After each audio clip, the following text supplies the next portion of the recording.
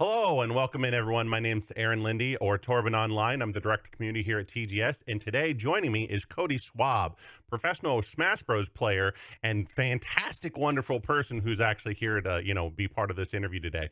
Cody, thanks so much for joining me today. I really appreciate you being here. Absolutely. Thanks for having me. I see in the background right now that you actually have, something very mysterious, which I don't think a lot of people know about right Yeah. now. Um, did you just recently get a box? You mean the box right there? I I can't see really bubble point to wrap. it. Yeah, Yeah. oh, wow, Yeah. that I got a pretty big box, actually.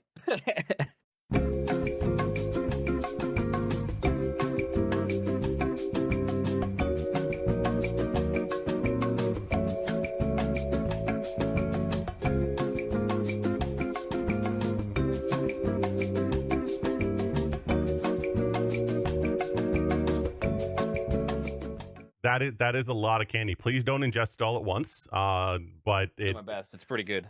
so Cody, I just wanted to start off. We have, multiple questions today that, a lot of people want to know about. We want to know about. We want to get to know you a little bit better. So, first off, how did you get into Smash Brothers?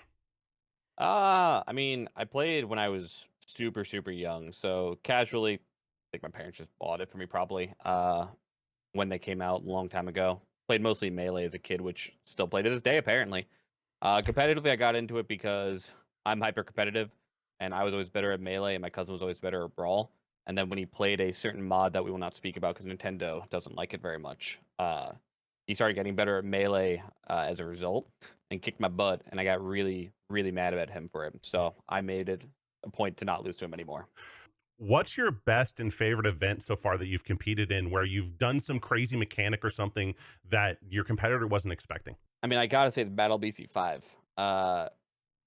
And not just because it's the first time I tried Coffee Crisp, but it's either that or Summit 12, mostly because Battle BC5 was a first time that I won an event through losers, and I felt like, funnily enough, the opposite thing almost of what you're asking. I won mostly on like mental grit and just staying in the game longer than my opponent would, or gi- giving in less situations than my opponent did. But Summit 12 was my favorite just because I think that relative to the time I played better than everyone else, I by a larger margin of that tournament than at others. Talk to me a little about what your routine is preparing for a tournament. What are some of the things that you do? Like, are there mental exercises or there physical exercises? Yeah.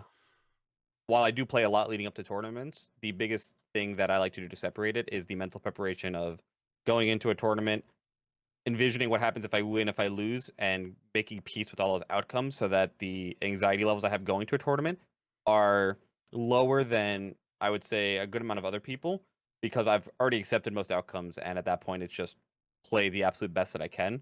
How many hours do you actually think you have in Smash Bros?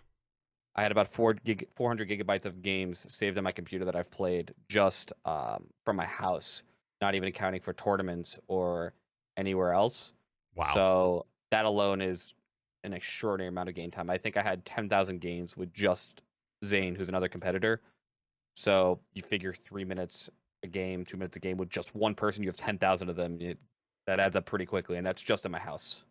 What would you tell your past self that would help you today?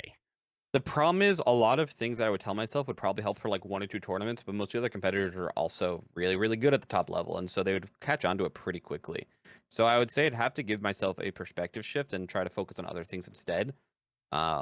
Honestly, more than anything else, I would probably have given myself the controller that I'm using now. Hmm. Because at that point, I could say, hey, this controller is actually a really good one. We're going to use this for a while. Don't need to worry about it. Don't need to switch at any point, and it won't break. I think that probably would have been actually the biggest benefit I could have had. Getting into, the thing that's sitting on your desk, because I've been looking at it constantly this entire time. So, what makes the perfect snack for you? I mean, obviously there's something with those there. So, talk to me about like what makes the perfect snack for you when you're gaming. I have to feel sustained afterwards, so you want it to be filling, but not overly filling.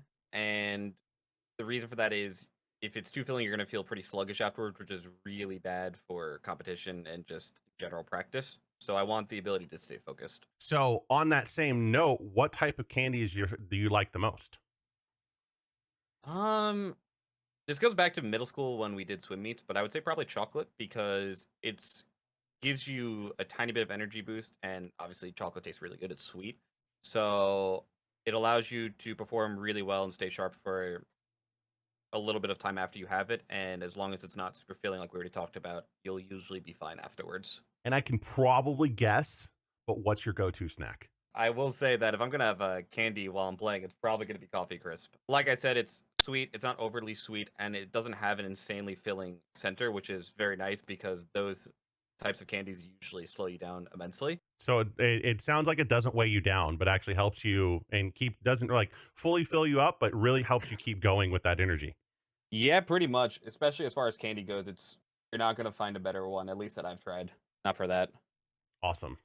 Awesome. Well, Cody, thanks so much for your time. I really appreciate you jumping on with me and spending some time here talking about Coffee Crisp, talking about your competitive nature and the things that you've done. And we're looking forward to seeing you in Toronto at Gommel, and can't wait to see you just crush it, dude. I'm looking forward to it. Looking forward to seeing you compete and everything that's going to happen there. Yeah, it should be dope.